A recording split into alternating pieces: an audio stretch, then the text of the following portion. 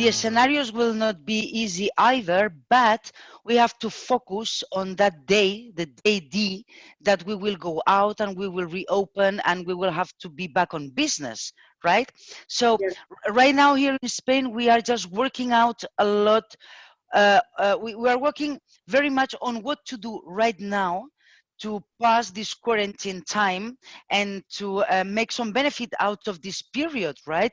There are a lot of initiatives about sharing knowledge and classes and master classes, and many online stuff is going on. So I guess it's the same around the States. Yes, it's the same. Here, the restaurants that can do takeout have switched their business model to takeout. And we're learning every day on what customers want and how we execute it safely, and having social distancing with pickup. And we're set up right. And the restaurant group that I am helping out now, we've got sort of a great system going where we ask the customer if they want contactless, and it's just takeout only. They come curbside to pick up or come into the little foyer and pick up if they want no contact with people. So you're learning how to do business differently. You know, takeout has become a completely different model than it was before. You know, it's like a side business when you have a sit-down restaurant of 200 seats. Well, now you're switching it over, and there's enough loyal following that they're so happy we're open, and every day we see growth and surrounding businesses, and we're trying to streamline menus, changing them up every day or every 2 days, because there might be a different way to package your meal, a full family meal, and you know, it's reasonable. And so this is helping. It's helping the community, and it's helping having some revenue come in, at least. Yeah, that's right. But safety, that you were mentioning before, safety, I think will be the value to put in everything. From then on, right? So people will be looking for safety, regulations will be towards safety, clients will be trusting safety. So safety will be a game changer in our industry. Yes, it will be. You're doing things, I mean, we're always clean and sanitary in restaurants anyway, but now it's like ultra. So going forward, it's going to stay in place. Even the distancing in the kitchens or distancing in the front of the house, you have to be conscious of that. We practice that every day. The minute someone enters the building, they have to wash their hands, put on gloves, and you keep a distance, 6 feet minimum, and we go that way all day, and we police each other. There's not many of us in the building. There's maybe just 6 of us, 7 of us. So it's easy to do, but we're able to execute with all the health standards and the extra safety precautions. So it's these safety precautions will take away this human touch from restaurants. I think we'll have to see going forward. Currently now you're connected by a phone and a smile. So the human touch exists, but it's from a distance. And if the customer trusts you because they trusted you before, they're trusting that you've got their safety in mind when you're giving them food to take home.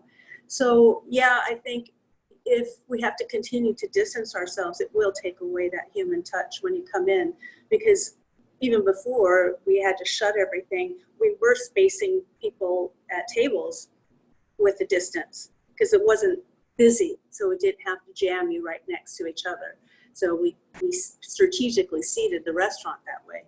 So it's taken on a whole new life now from only 2 weeks ago. You've changed everything. As safety will be such an important issue, and that will be demanded as well from clients, it will be important from firms to communicate or to incorporate this safety value to their brand. As a brand specialist, how can we get the safety ingredient into the brand recipe? Well, I think what's going to happen, besides the normal health regulations, there's going to be extra put on by the government and instilled by health departments. Every state would have their own. But if you're a great business, you're going to do this regardless of what they're going to end up telling you that you have to do. If you do it now, it's not going to be difficult when they start to mandate all these things. And that if you can get ahead of it and be able to communicate that to your customers, it will be in the brand. If they trusted you before to come and dine, they're going to trust you again when everything starts to change and blossom into a whole new way of servicing customers. So they're going to, as we all know, in a restaurant, it is trust, right? It's trust that you're going to cook the steak properly, that it's going to taste great when it comes to the table, that it's already, been handled with hygiene in mind. Now it's going to have to be another trust system that they know that you're instilling that. And if they ask you, and you can also market that on your menus.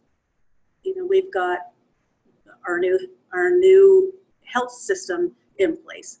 And I think everybody through media will know what that's going to be. So it might be a little easier to communicate and tag it onto your brand than it seems at the moment.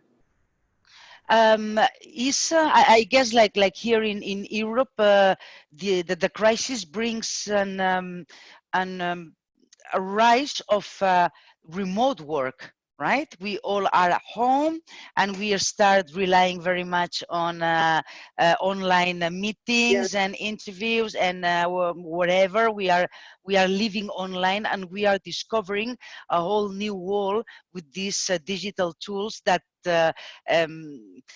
help us to be working and to stay in touch. Now they help us, but I'm sure that this crisis will bring us another scenario for workers as well. Many of us will go back home, right? So a lot of districts, financial districts, office districts in different big cities, they will have migration from very busy business places to a little bit of more quiet places, right? So, and population will move, the working population will move. This is, in my opinion, will move from these areas to residential areas, right? Yeah. So this migration, let's call it this intra-migration from the same community, instead you're still in the same city, but you're gonna migrate a little bit, that will bring a change of habits. Yes. Right? Because I'm not going to need my lunch snack anymore by my financial district because I'm not there anymore. So I'm back home. That will make as well a little shake in the industry, because business models in both sides will have to adapt as well to this new consumption. Yeah, for sure. And if they're shut right now, they're not knowing how to do that. Where some of the restaurants that are open are learning on the fly how to change your model every day, and figuring out what the customer wants or tells you on the phone and how you function in execution. So I think we're fortunate that we have all this technology at our fingertips. Because think about it, if it were 15 years ago, you'd be crippled. You wouldn't be able to do it this way with FaceTime and apps, and that can be created over the internet and Wi-Fi. You just don't have to worry about being able to stay connected to your customer in a new way or form. So I think if we didn't, like now, here we were, a month ago, face-to-face in Madrid, and now we're going to have meetings by, Zoom, and it's great. I know there are a lot of meetings happening where people their communities still have to function. If it's a town meeting, if it's some kind of other government meeting, they're all doing it this way. And at least you can stay connected, you see the person, and you have a little bit of connection there and able to hear and see their facial expressions, which I think is terrific. So there's always some kind of a silver lining when you have a disaster, and even though you try to find it, I was thinking this myself about how great this is that we are in this age now, and this horrible virus happens, where we have such advancements, whether it's our business, whether it's the medical field, that you can get instantaneous response or solution because of the technology that we have at our fingertips. That's right. That's right. Christina, back to the day D, when we will be back. Financially, right? And as an expert as well, right? Financially, what do we have to look more carefully when we go back to operations? Those ones who have this little muscle behind them and they can afford to continue to reopen and to go back to the market, right? Which are the main things in their P&L they have to really close look and follow and monitor just to be on the right track? I think labor is going to be the number one. You have now no fat. You've got zero, or you have just a small amount of people that are working. This is going to be a game changer for the business. They're going to understand that they've been operating probably with too much staff, too much labor. Your food products, you've cut down your menus and you're serving maybe your popular items and a few other things that you know what people like. And you're going to realize that my menu was too large, it was excessive. Because I think you'd have to, as a business person in hospitality, see the future. If this should happen again, you can't afford all this loss of product, loss of staff. You know, your insurances can't cover all this stuff.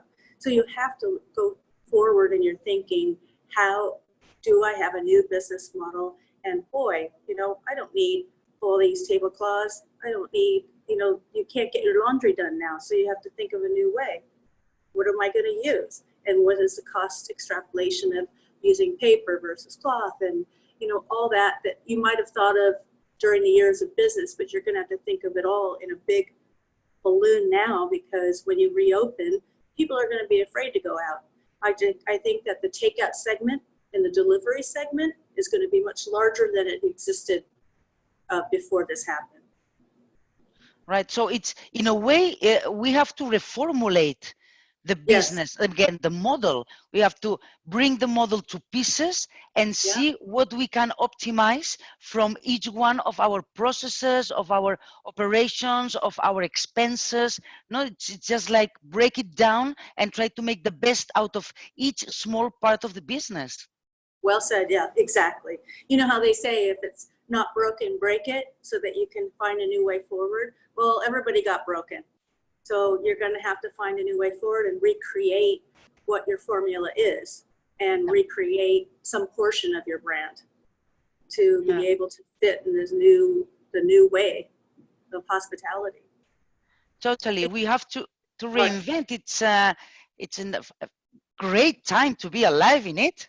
Yes. Yeah, I think it is, because it's just also unexpected, and nobody knows what's going to happen tomorrow.